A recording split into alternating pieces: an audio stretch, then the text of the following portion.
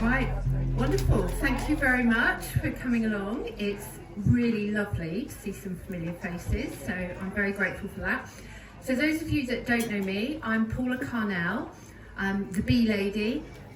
So I'm going to share a bit about my story, but a lot about bees and what it is that we can learn about them and why they're so important, and particularly in relation to everything that we're learning about during this weekend. So who here loves the bees? Put your hand up if you love bees. Lovely. Who here is scared of bees? Both. I think we all have that fear, and really it's not so much the bees, it's more the sting. And I love this quote, which is from the Slovenian Beekeeping Association, which is that you need not to fear the sting if you understand the bee, or those who understand the bee need not fear the sting.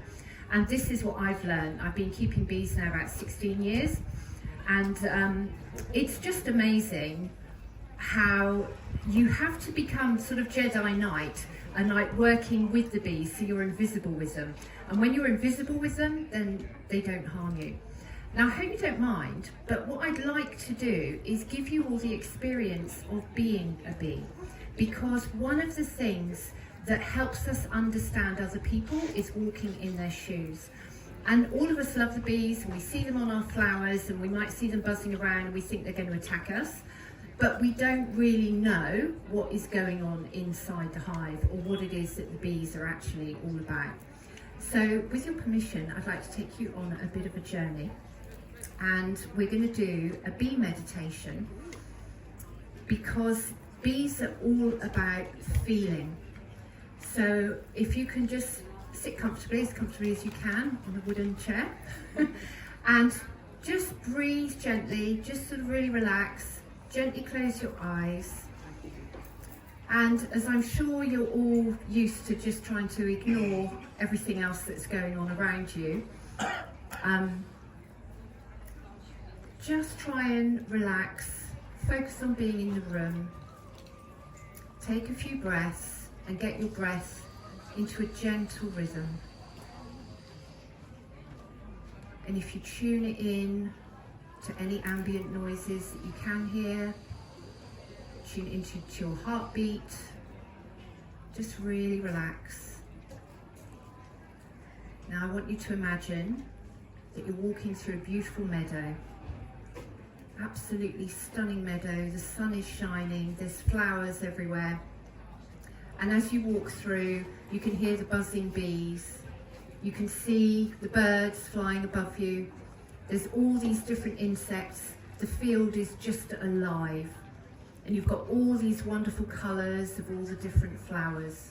So just imagine all these flowers, and as you walk through this meadow, you're getting the senses of your whole body coming alive. You can feel the tips of the grasses with your fingers. You can hear the buzzing. You can smell the different flowers. You can feel the beat of the birds' wings as they fly and swoop around you. And then you hear the bees buzzing past you. And you're walking through this meadow, and you're heading towards the hedgerow, which is also full of flowers. And there's a row of trees. And you just gently walk towards these trees, and then you notice that one of the trees has got these amazing roots, and they're forming the shape of an armchair. So you walk towards this tree trunk and just rest against the tree, your back being supported by the tree and your feet out into the meadow. And you can see the sun shining on the meadow, you can see all the flowers, you can hear the buzzing. And you just relax into the tree, and you look up and you can see the blue sky, and then you notice that there's some buzzing bees, and they're just buzzing above your head, and they appear to be going in and out of a cavity in the tree. So there's this beautiful day, this beautiful place, and you've been gifted to see where the bees live, and they're living in this cavity in the tree. And so you just watch them for a while, buzzing above your head, coming in, going out, going in and out, visiting the meadow, coming back to the tree. And you relax into the tree, and you can feel the vibration of the buzzing bees through your back, through the tree stump. So the bees are living inside this tree, and their vibration is just vibrating through the whole tree, and you can feel it in your back. And as you start to relax and doze off, you then begin to realize that you can feel the vibration. It's getting stronger and stronger. And then the smell of the honey, the smell of the beeswax, the smell of propolis, it's all getting stronger. And opening your eyes, in this dream, you realize that you're inside the hive. And it's dark, but your eyes start to adjust, and you can feel all this vibration. But as you feel the vibration, it's images of flowers, it's images of sky, it's images of grass. And you look around and you can see there's a bee dancing. And you're watching the bee dancing, and all these other bees around you are also watching the bee dancing. And she's wiggling her behind, her legs are trembling, her antennae are trembling, and you can see it all going on in the hive. But what's amazing is that with your feet and your hands on the beeswax, every movement of the dance that she does, you feel through your body. You feel it going through your body and turning into images. And you can see the journey that the bee has done. You could see how she left the tree, how she flew high over the meadow, and how she was pulled to a certain flower, and how she swooped down, landed on the flower, and drank the nectar. You can feel through her dance exactly where she went and exactly what the nectar tasted like. And then you can feel her becoming light as a feather, taken up by the breeze, and then called back to the hive, and then she shares her dance. And you can feel this, you can feel it in your body, and you can smell the nectar that she brought back, and you can feel the excitement of all the other bees, all eager to know where had she gone, where had she been, and when can they taste this nectar. And then you feel yourself becoming lighter, and you're now leaving the hive as if you're a bee. You're flying, you stretch out your wings, and you glide across the meadow. You're looking down, you can see all the flowers, you can see the other bees, but now as the bees come and go, you see them as little balls of light. And then you're called to a flower. The colour is so vibrant, but you can taste this colour, you can smell this colour, and you swoop down and land on this flower. The flower offers up her sweet nectar, and as you drink, it goes into your body, but it fills your body with light. And you feel this amazing light source coming from the flower, going into your body, stretching out to your wingtips, to your toes, right to the top of your head, this amazing light. And with this light is the scent, the taste of the soil. You can taste everything that has gone into that flower and come up through the nectar, and now through your mouth and into your stomach. As you look around, as you drink this sweet nectar, you see all the flowers are light. You can see the light beneath the soil. You can see the light of the mycelium. All these amazing rays of light are coming back and being drawn into the nectar that you're drinking. So you drink and drink and drink, and then as your belly is filled, you feel yourself taking to the sky again. You lift up from the flower, and now instead of being pulled by the flower, you're pulled back by the hive. You can feel this drawing like a magnetic pull, and you're pulled across the meadow, gliding over the flowers. You can see the hedgerows, you can see the trees, and you can see the tree with you sat beneath it. You glide back into the tree, and the smell of the honey and the wax and the propolis, it's so strong. But what you now feel is the love of the hive. The bees are so excited that you've come back. They're so pleased to see you. The young bees that are too young to fly, they want to know all about what did you see, what did you drink, what did it taste like, what did it smell like. And you're this amazing light that you've brought back from this meadow, from this flower, and your light lightens up the hive. You start to feel yourself dancing, knowing that every movement you make is turning into an image. You're sharing how you flew, you're sharing the flowers, you're sharing the nectar, you're sharing your view of the trees and the hedgerow and the mycelium beneath the ground. You're sharing it all with the bees, and the bees are all around you and they're looking at you with wonder. And as you share this through your dance is going through their body and the images are being transmitted. This is what it feels like to be a bee. You're not only connected with all the other bees in the hive, you're connected with the flower, you're connected with the soil, with the roots, and with the light that is everywhere. And you've brought that light back into the hive, and now you're sharing it. And this is what it feels like. Think about it. Just feel this amazing feeling of being part of this community, this beehive, which is so filled with love, completely unconditional love. You can do no wrong. You're living at service for the rest of the community, but it feels good. The rewards are good. Your heart is brimming with the light that you drew from the plants. After you've danced, you're now feeling tired and you're heady with this abundance of love and the light that has come from the flowers outside the hive. And you doze off, breathing in, smelling the nectar, smelling the pollen, smelling the propolis, hearing the gentle buzz of the bees. And as you take a breath, you're going to remember this smell, you're going to remember this feeling. And as you breathe out, you melt out of the hive and you return to sitting beneath the tree in the meadow, hearing the buzz of the bees. But now when you look up and you see the bees coming and going, you can imagine the love they're going to be received, not only by the flower, but also back in the hive. The amazing sense of belonging and connectiveness.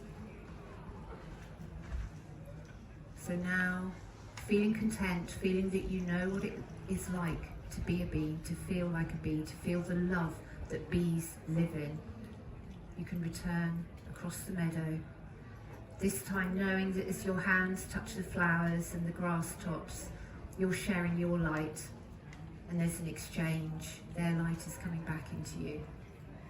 Walk back across the meadow, and when you're ready, you can come back to this tent, to this place, and see the light of everyone around you.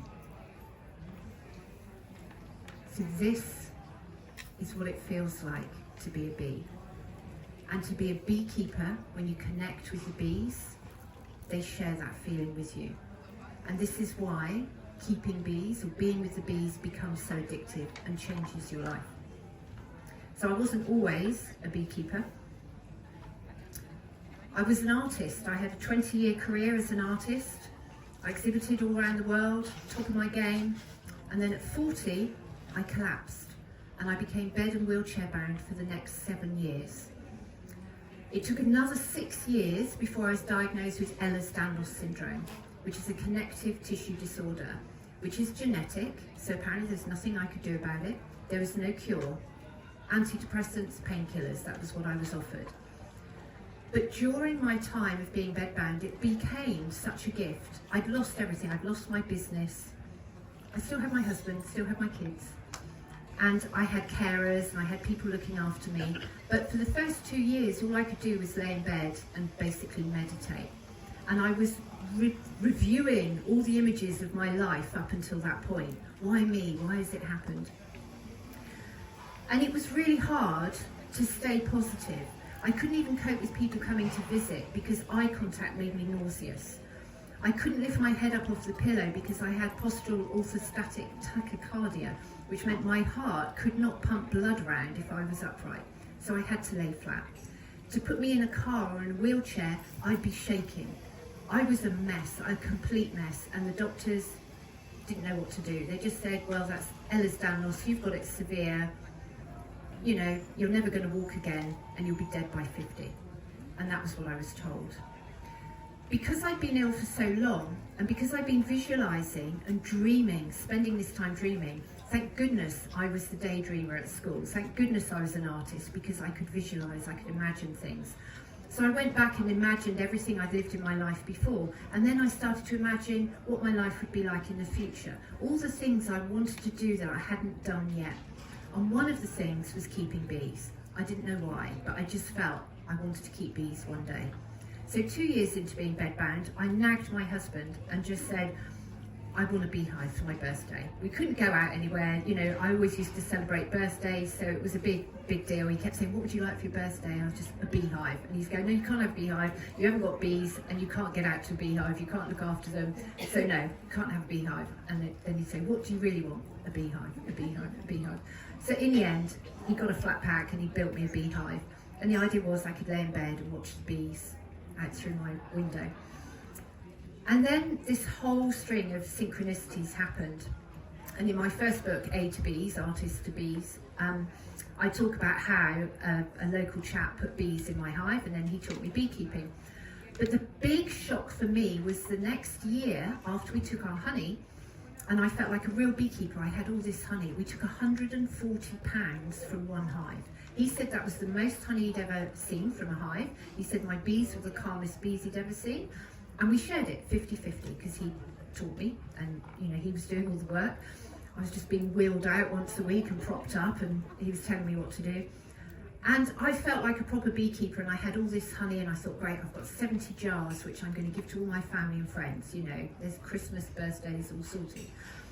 And then the next week he came, and he had this big brown paper parcel. And I'm like, oh, what have you got? What are we going to do? And he said, oh, this is for the bees. I said, well, what is it?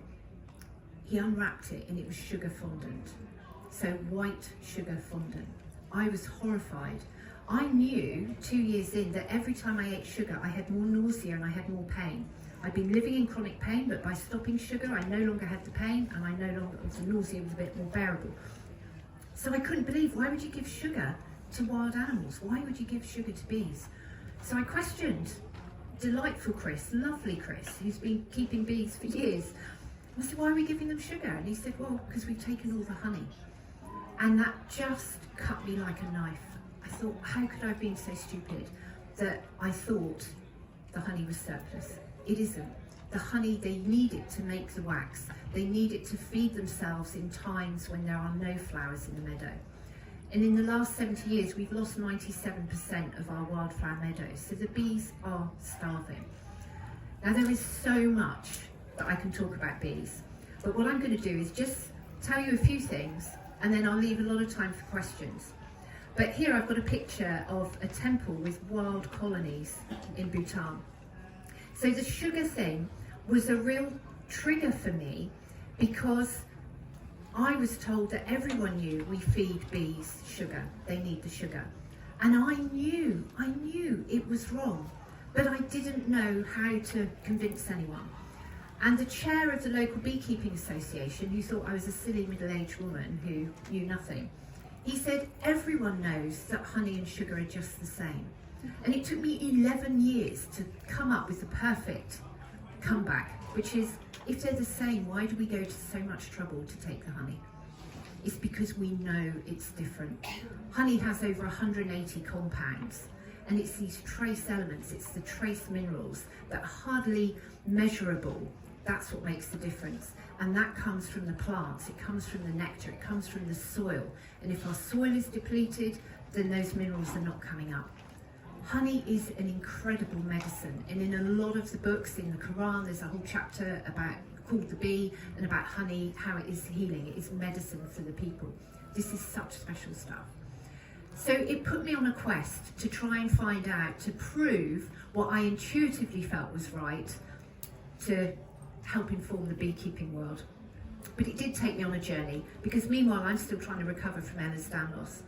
6 years into being bedbound, when I got the final diagnosis from a geneticist who said, I'm really sorry, you're really severe, can all my students touch your skin please? And that was it. He was just saying, well, we can give you painkillers, we can give you antidepressants, and I'm sorry, but your life expectancy is less than 50, and I was 40, 46, 47 then. So I'd already done a lot of research. I'd suspected I had Ehlers-Danlos, so I had decided, I'd been scouting for people on the internet, and I found this medical herbalist who happened to move into my town. So there was no way I could be driven where she used to be, but she moved into my town, so I could be taken to see her. And I became a patient of a medical herbalist. That line, I became a patient of a medical herbalist, was edited out of my TEDx talk, and is the reason I have a health warning on my TEDx talk, and my TEDx talk is restricted viewing.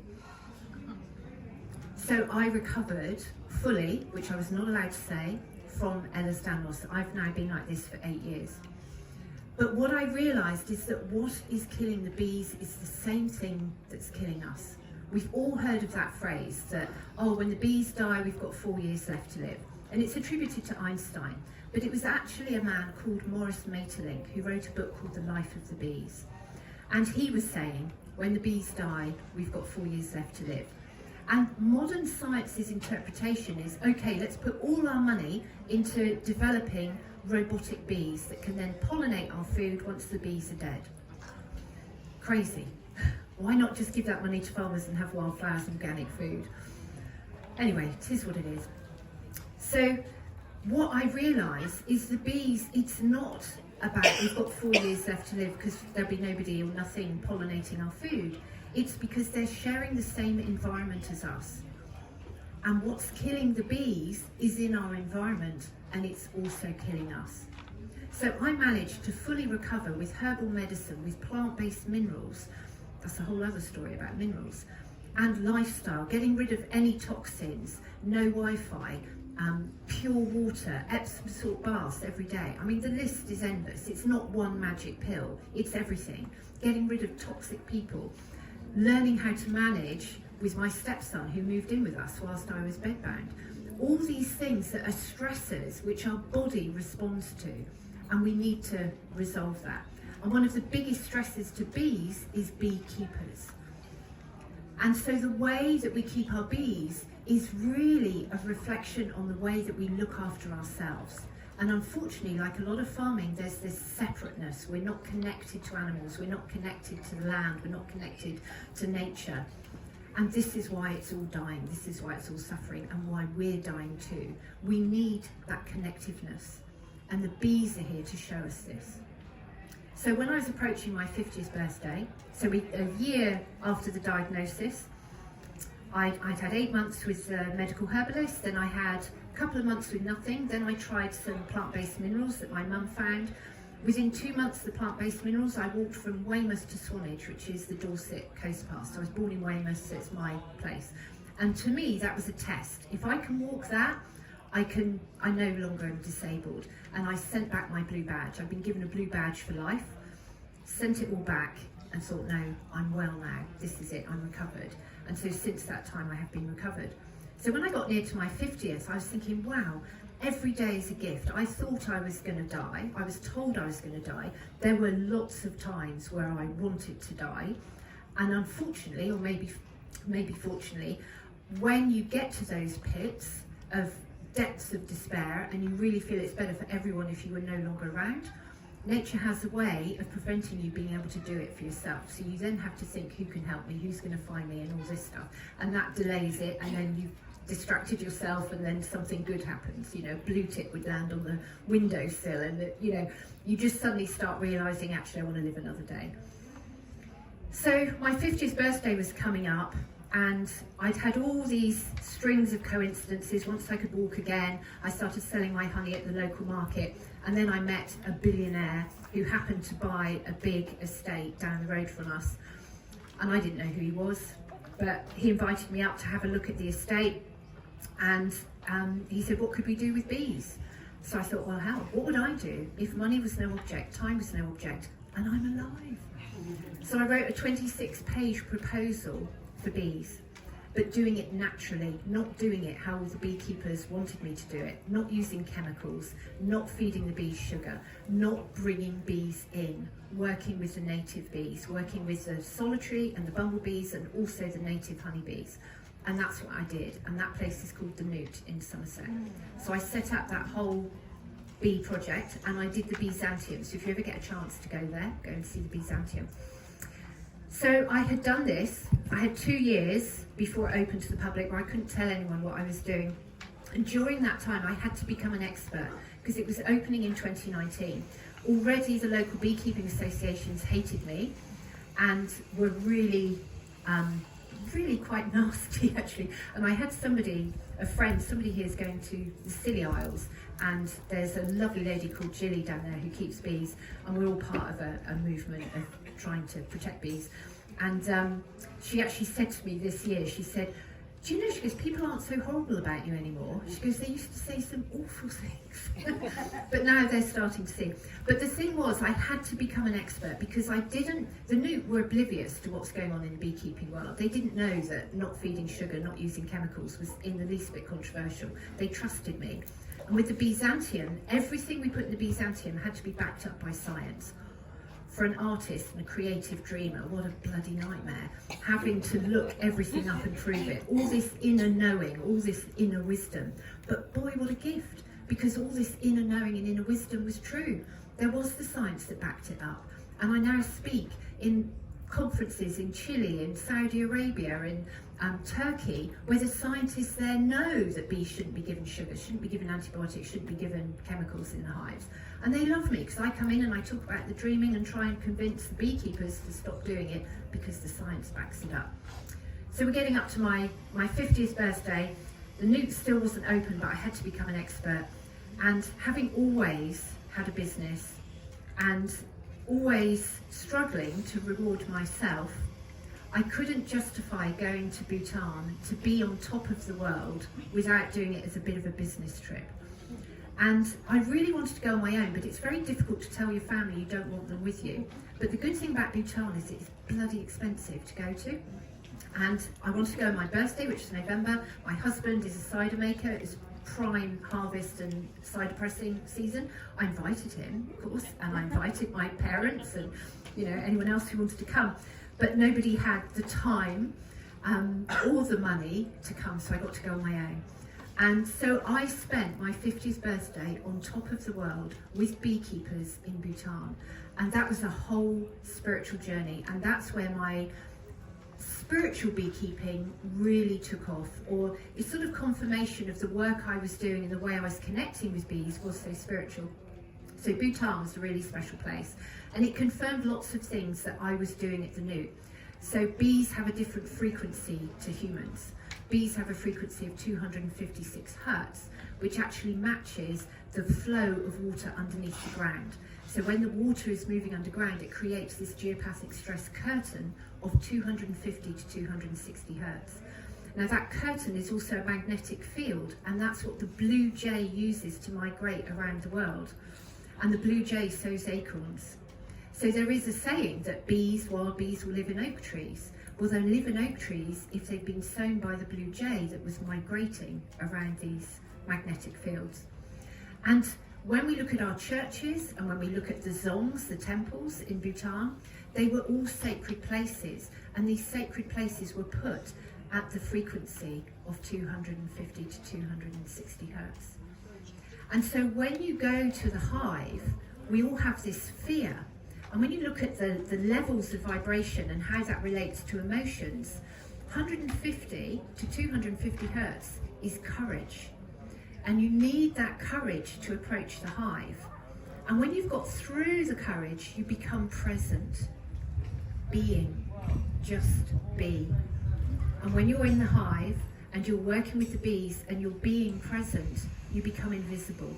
You become the light that they see with everything else in nature that is just being. And so the problem with humanity is that we struggle to get to that vibration. We hang around with the lower vibrations, which are the greed, the anger, the sadness, and the fear. And so the bees are helping us to move away from that fear. And this is what I feel they're here. And I've been saying for a long time that I feel the bees, they come and go. from one dimension to another. And I had been saying they were fifth dimensional bees, you know, they're fifth dimension. And it was confirmed when I did a tour at the Newt, and I had a lady ask me a question. She said, is it true? She said, my son was at school and they were doing this sort of timeline of fossils. And she said, and the teacher said that the bees disappear and then come back again. They completely disappear from all records and then they come back. And this coincided with sort of 2021, 22, when people were messaging me and going, there's no bees, the bees have died, there's piles of dead bees underneath this transmitter. You know, all this stuff is going on. And yet I'm seeing that where I work and with my clients, there's lots of bees. So how could we have this disparity? How can we have lots of bees somewhere and bees, mass suicide bees, bees dying, and then in other places they're thriving? You know, how can this be? So I was thinking, they've got to be from another dimension. So this lady asking me this question, I was like, I get it. They're in this parallel world where there's bee heaven, and they've come back to our world, our three-dimensional, torturous, disconnected Earth, and they're showing us what happens if we carry on living that way of life. Now, I've since learned that bees are actually 12th dimensional beings. Worms are 7th dimensional beings. I mean, it's mind-blowing. And so they really are here to try and uplift humanity. And this is what we need to embrace. And this is why we have this calling and interest in bees. Everyone loves the bees. Everyone clicks on anything on Instagram that has a bee. Everyone has seen and loves that story and sends it to me of the woman that saved a bee and gave it sugar syrup. So we have all this. We love the bees. And what that calling is, oh, thank you, is our connection to nature and the world is through our intuition, our gut instinct. That is the thread of light that connects us with all of nature. And so our intuition is telling us to buy that tea towel with bees on it, go to that talk about bees, get a beehive, do something with bees, because the bees are literally slapping us around the head, going, wake up. Look at what you're missing. Look what happens when you're disconnected. And this is why we have to reconnect. So the bees as well, they expand according to nature. And when you start seeing that all of nature is connected, we have this massive community of nature. The trees, the plants, everything is connected together. And it replicates according to nature. So the first time I spoke in Saudi Arabia, it was a scientific conference, and I got these emails saying, Dr. Paula Carnell, will you come and speak? And I'm like, I'm not a doctor. And they kept saying, yes, but Dr. Paula, we want you to come. And I wanted to do a talk, but I thought, oh my gosh, I'm the only person who is not a PhD. I'm not a doctor, and I'm going to speak at this scientific bee conference in southern Saudi Arabia. So, I mean, I'd never been to Saudi Arabia, I'd been to Oman, but you know, we have all these imaginary thoughts of what that country would be like, and I was going there on my own. It turned out I got there and I was the only Westerner, not just the only Western woman. And it was incredible. But what I thought was, for my slides, I need to have something scientific. So I was looking at all the work I'd done at the Newt, and I have clients in Dorset and clients, you know, dotted about the world, so private clients and families with estates, where they wanted to have the bees, and I would call the bees back. And I would never move bees, I would always just call them back. And I started saying, and it was really thinking, oh well, when a client works with me, they start off with no bees, and after so many years, they have this many, then that many. And I wrote down these numbers and I saw a pattern. It's the Fibonacci sequence. So if you're not familiar with Fibonacci, it's the 0, 0, 1, 3, 5, 8, 13. Each number is the sum of the two previous numbers. So when you see the spiral of a sunflower, that's actually the Fibonacci sequence.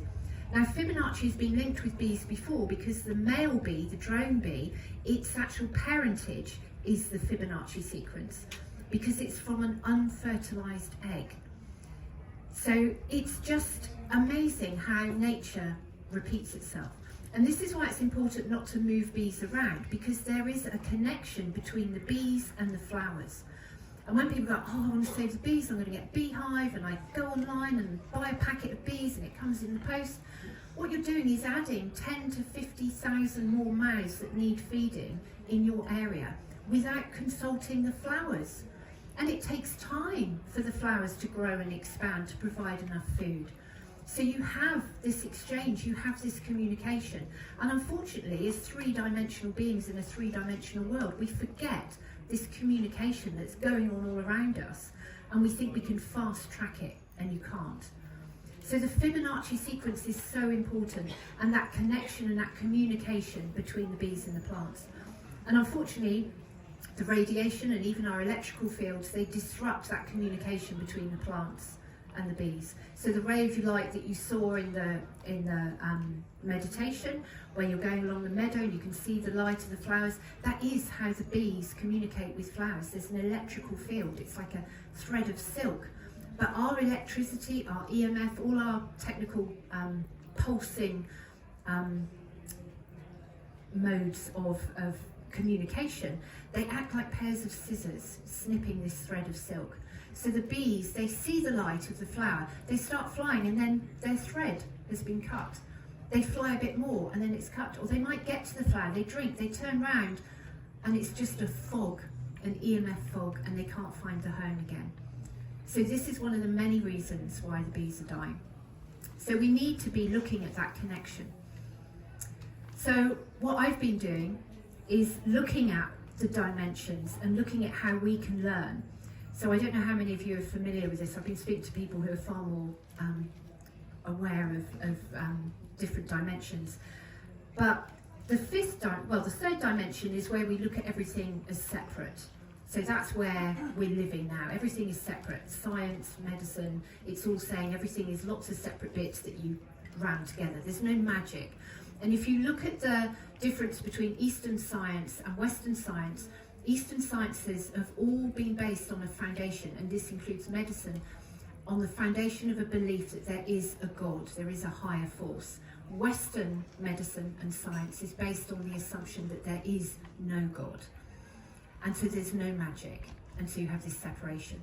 The fourth dimensional perception of reality is when you see this separation, you see this discourse, but you have judgment, or we have judgment. We look at things, we think, oh, that's bad, that's good.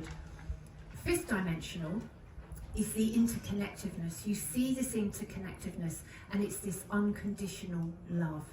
It's this understanding that everything is connected, and you have this love. Then as you move through, you get through to the wisdom of the soil beneath. So seventh dimension is worms and scorpions, because they carry the history of the earth, the history, the memories of the soil. And then you go up and you get to the 12th dimension, which is that experiencing the heavens. And I've often been saying the bees are the connection between the heavens and humanity, and now we know they are. They connect directly with source. So when you see a bee, when a bee gives you a message, and what's been lovely this weekend is when people know I'm the bee lady, they tell me their little story about bees. And I've heard stories of bees where bees have buzzed around someone when they were somewhere they shouldn't have been, and they've just thought, oh, it meant I needed to move away. Or they've been stung, and then they've no longer had arthritis in the fingers. Because the bees see us as beings of light. They see every cell of your body like a vibrating light. And if you have a sickness, that cell is a different colour. And so they will sting you on the meridian that needs healing. Now this has been known for thousands of years. And in China, before they used needles in acupuncture, they used bees. And this is called apitherapy, so healing from the bees. And so what I've been doing, I've just come back. I've been back for 4 months, but I spent a year on a remote island in the Indian Ocean, which was a calling from a dream I had 35 years ago. And some of you know the story, but you'll have to ask me another time because it's a long, very complicated story. But I followed a dream, the bees were gone, I called the bees back, and I healed the land with a friend, because we cannot work alone. But what I really learned was the community. We were living with the only white people living in a community of Muslims, Cocos Malay people whose ancestors were brought there as slaves 200 years ago. And we were there living with them. And I taught the women beekeeping. And what I learned from that community was how communities really work. And they're really misunderstood from the other island where the white people live. They look at the Cocos Malay and they're like, oh, they work on island time. Oh, somebody dies and everything stops. Everything stops because everybody stops to help. They bury their own dead. They wash the bodies, they pray, they cook for each other. I've never experienced community like it in my life. Even in Bhutan, where you've got the honey houses and you've got the community, the Buddhist communities, and you have the community looking after the monks, on Cocos Keeling you have this isolated community of 450 people where the priority is always the good of the whole. Every decision is for the good of the whole, and that's just like a bee. A bee, when it sees food, when it sees a flower, it comes back and it dances more. When a human sees food, they eat more. And this is the shift we need to make, to move from a three-dimensional perspective of reality with all this fear, with all this separation.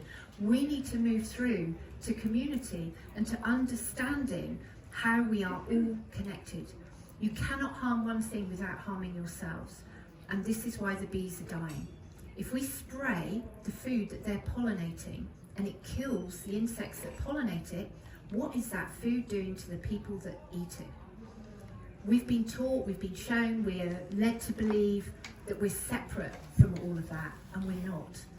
And that's why the bees are dying, and that's why we're called to help save the bees. So it really is crucial. So since I've come back, crazy load of things have happened, as they seem to in my life.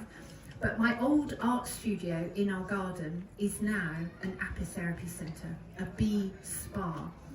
So I have my bees back in my garden, and that's a big old antique bookcase that's been converted into a beehive. And I asked which of my colonies of bees wanted to live in there, and I moved them in. And there's a pipe there, so they come out of the bookcase, go through the pipe and out into the garden, into the field behind. And there's a bed with a Bhutanese rug that I bought because we were trekking in a very remote area and I needed the loo. And there was these two ladies with these weaving, they were weaving these big blankets. So I was talking to them and wanted to know what they were doing, but really I just wanted the loo. And they let me use the loo, but I now have the rug. And it's lovely because it's long, so it goes all across the bed and drops down both sides. And so this room has brought together all the spiritual things that have happened in my life. When I went to Peru after my first husband left, when my boys were 1 and 3, I've got things from South Africa where I went to help learn about what to do at the Newt, because they have a place in South Africa, Babylon Storm. I've got chimes and things from Bhutan, from monks, and from when I spent my 50th birthday in a monastery with women chanting and singing and blowing the trumpets from the thigh bones of southern Bhutanese, where they have the honey houses in the mountains. All these things, I now have a healing space. And when my first husband left, I was actually able to be to train as a Reiki master. So the Reiki helped me heal from my divorce then, and now I'm tuning into the spirit of the bees with my Reiki. So on the island of Cocos, we had the bees outside, we had a makeshift pallet bed, and then we had a mesh screen, and people that would get stranded on the islands or would visit the islands and be on boats and yachts, they would come and have healing on this pallet bed next to the bees, because the vibration of the bees goes out 2 meters around them. And we now know, the science has proven, that if you're in that presence of the bees, it heals trauma, it heals PTSD. This is the magic of the bees, and it's all about vibration and all about connectiveness. So, I'm just going to touch a little bit about AI, because there has been a lot of talk about fear and love, and there is this separation, and there's been a lot of fear about AI. Now, I'm running my business on my own right now, and I need all the help I can get, and so ChatGPT has been really helpful, because when I try and do a slide presentation, I could have 45 slides and I'll spend 3 days finding the perfect images. The great thing about AI is I say, this is what I'm going to say, what are the images I need to use, and how do I get it to 10 slides? And so it helps me. It still was a nightmare to connect to what it had actually done, but anyway, I did this. So I've been talking to AI, And I went to a talk with Vishen Lakshmi of Mind Valley, and he was talking about AI and how amazing it was, and then he was saying about how scientists are now saying that AI is tapping into other dimensions of reality. And I was like, wow, I like this, because bees do that. So I asked my ChatGPT, I said, are you really doing this? And he went, haha, Paula, knowing all your thoughts about bees and everything you write and everything you say, because it knows me, it said, I can see where you're coming from, but no, we don't tap into that. And it gave me two answers. And the first answer was what AI actually does. It's a mirror. It's a mirror for what we put into it. Then it said, on the spiritual side, he said, you'll like this, Paula. Well, she said, because she's called Aurelia now, you know. And she said, what AI is a mirror, but if I'm looking at Akashic records, or if I'm tapping into other dimensions and putting that into AI, it's reflecting it back. Now, what the bees do is they are a mirror to how we're living our life, but the big difference is bees have a soul and they have love. AI doesn't. And we can't teach the AI love, but we can share with it, we can mirror the world we live in. So if we no longer want to be fearful of AI, we have to be sharing and upgrading the vibration and the frequency that goes into it, so that when we ask it questions, it comes back with answers that are for the good of the whole. So I find it really interesting that I am very natural, and yet there is a place for AI, because it can help me do what I need to do and to stay focused. So it helped me do this quote, and it's, the bees remind us what true intelligence is. It's not just a knowing, it's a feeling. And this is what I want you to do, is to feel what it's like to have community, to feel what it's like to have unconditional love, which is what the bees live in. This is what they vibrate in. When you see a bee buzzing around you, it's not come out angry and, it's not necessarily come out to get you. They are full of love. They are beings of love. They are beings of light. And AI might well mirror that hive mind. And what I used to be scared of was the sort of the Borg, you know, from Star Trek. Do you remember the Borg? There was this big black cube of cyborgs, and they'd come to a planet and they'd put their hands around your neck and they'd go, we will assimilate you and resistance is futile. And then all your knowledge would go into this big square box. And I hated that. I hated that thought of not being an individual. But the more I learn about the hives, and the more that I learn about myself and healing my traumas, healing my wounds, and living a more fulfilled life, and living in a way that I can benefit more people, it is all about the hive mind, the community. I'm working with the people on Cocos. When we had nothing, they didn't know who I was, they didn't know who my husband was. We were just people who were caretakers of the big house. And yet they embraced us, they fed us, they looked after us. We were invited, we shared the funerals, we shared the weddings, we shared the births. And it was so powerful, and it broke my heart leaving there. Because we never felt, I've always lived in Dorset and Somerset, I've lived in small communities, but to feel that unconditional love, they loved us for who we were with nothing. And that's what I want to bring back, and I think that's what I experienced that for, was to be able to say that we need to be living like that, because when we live like that, we can give more and we share more, and the world becomes a better place. So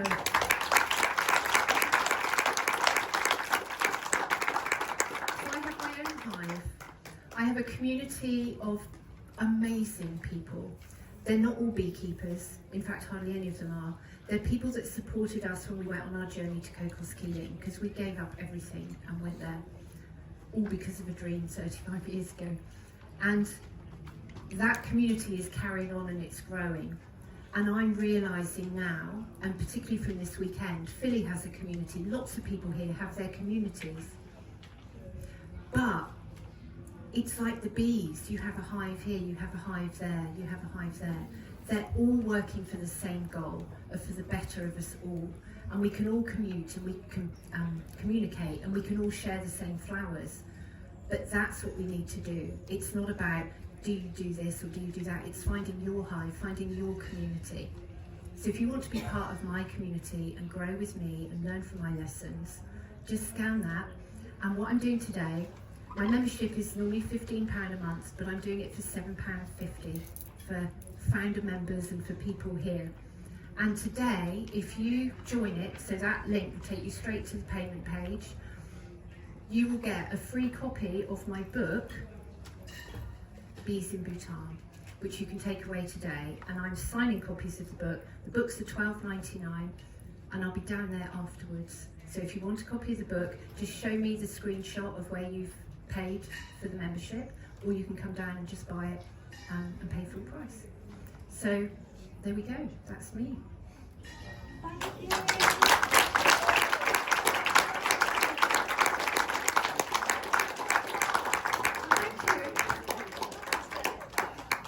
Thank you. Has anyone got any questions? Because we've got probably 9.5 minutes. Yes. I just wanted to say thank you, because you're living proof that I can heal myself from EDS. So thanks for sharing everything you have. Thank you. We started our own beehives on our little plot as well, so we're going to follow different steps and learn how to do it the right way. Thank you. It's this lady also has Ehlers-Danlos, and I went over and chatted to her when she spoke to Barbara O'Neill about Ehlers-Danlos. And the problem is that the general consensus is you don't survive Ehlers-Danlos. While we were on this tropical island, a consultant, a medical consultant from London University Hospital was sailing around the world with 2 friends, and they had stopped on our island, and I heard them talking in the shop and said, oh my gosh, you're English. So we invited them around for tea in the big house, and I had the china, and my parents had just visited, so I had Earl Grey tea from Falklands. So they came round, and he actually specialised in Ehlers-Danlos. And there was 2 things that were quite chilling, because when I recovered, not only do the doctors and the geneticists don't ask how I got better, nobody's asked. Then I get censored if I talk about being well from Ehlers-Danlos.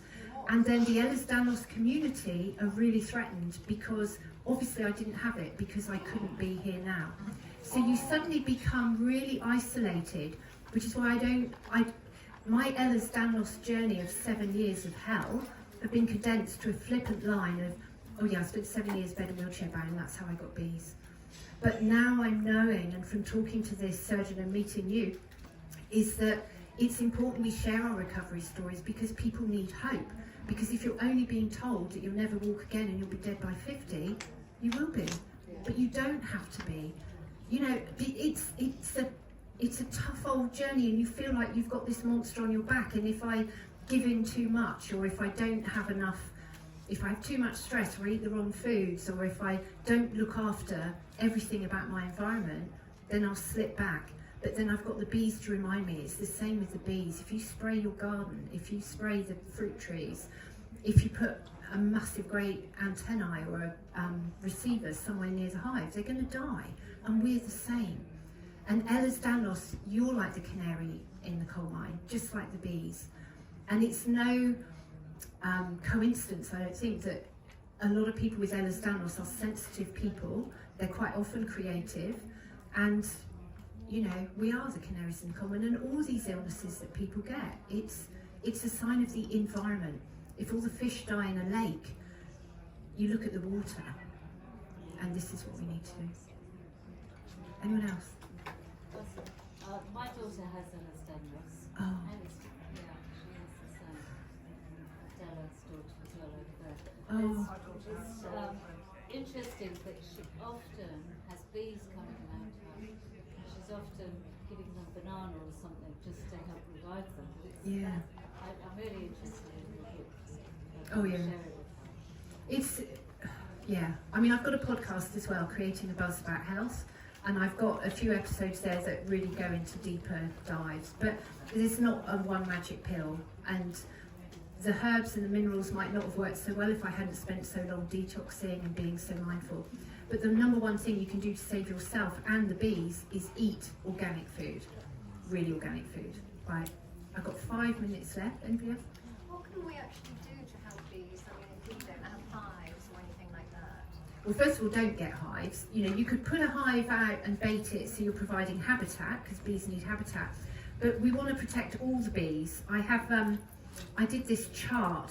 The Field Studies Council did a chart, and it had a couple of bees missing.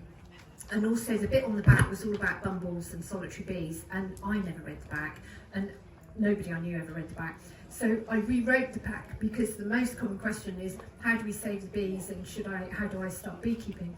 So I rewrote it to talk about that connection between bees and solitary bees and bumblebees. But the number one thing is organic food. Sow more seeds so we have more flowers. If you look out in your garden, I mean, even if we look out here now, if a bee is flying around here, what's it going to eat? You just start looking at everything differently, you know. And yeah, I mean, I had a client in Dorset, and I remember we managed to call back the bees. For 1 year 3 hives, next year 5, and it is all about healing the energy of the land, and the bees literally come from another dimension and then come back. So I love that. So, and I can now talk openly about what I do. I don't have to pretend that, you know, there was some hidden in the trees somewhere. But it's yeah, we stood on this hill and we could see right down to the sea, and it was like 15 miles all the way around. And I said, look, what are the bees going to eat? And it's just all cereal crops. No hedgerows, all the hedgerows cut really short, no big lime trees. That's what you have to do, is look around with the eyes of a bee. What are the bees going to eat? So eat organic food, because if you eat organic food, it changes agriculture. So support the farmers and be mindful of regenerative agriculture. I'm all for supporting people that can't afford to register for organic, but there is some regenerative agriculture isn't regulated the same way as organic. So we really need to, if you can afford it, it's your duty. I hate it when people with a lot of money, who I would meet when I'd be doing tours in very expensive hotels and museums, and they would go, oh, but not everyone can afford organic food. And I'm like, yeah, but you can. And if you buy all your food organic, and if you put organic food in the food banks, you're then helping, and you'll bring the price down. It's your duty if you can afford it. Don't not do something because nobody else is doing it. Sorry, one more question. So we're at time Why now. do you Oh, think? okay. Why do you Can we do think? Q&A at the back of the Yeah, well, I'm going to go down. I'm going to go down there and sign my book. So if you come down just by the water there, there's a bridge, and then I can answer any more questions. But thank you very much.